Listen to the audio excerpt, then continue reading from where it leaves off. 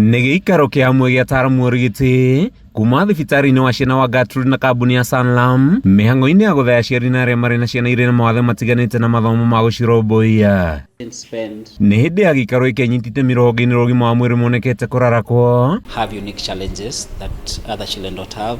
So they have challenges in social inclusion, they have challenges in learning, they have challenges in accessing common amenities that children need to thrive and grow. They have challenges in fitting in, and they generally have challenges in terms of optimizing their potential. So we thought that it's best to have a program that beyond the curative care that we provide those children, we try and enable them in terms of social inclusion and helping them to achieve their potential. Nĩ mathĩna marĩa makoretwo makĩgũmĩra ciana iria irĩ na mawathe makĩũria thirikari mũingĩ na anyiti itemi angĩ kwarahũka na gwetha kĩhonia.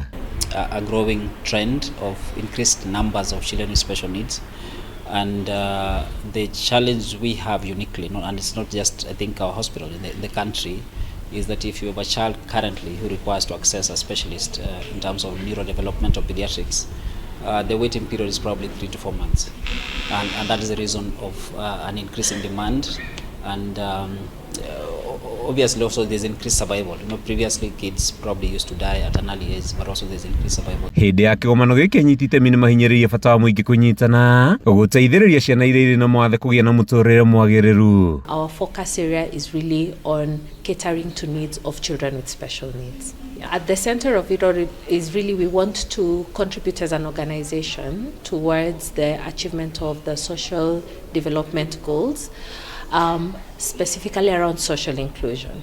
And for the longest time, children with special needs, there's not been sufficient support that has come through, either for those children or for their caregivers. Oho nĩ mathingatĩte andĩkani kũheaga andũ arĩa marĩ na mawathe mawĩra kambuni-inĩ ciao amu marĩ na ũgĩ mũkinyanĩru wa gũtwarithia mĩhang'o ĩtiganĩte makambuni-inĩ. As a society, as a nation, as companies, as we look at areas in which we want to give back, this is an area that needs more resources and more focus on and more awareness, and coming together with like-minded institutions, then we can really create a safe environment for such children to be able to still grow and become, responsible citizens within our country with the necessary support. Handũ-inĩ ha Kameme TV, njĩtagwo Mathiũ Ndung'u wa Mbũgua.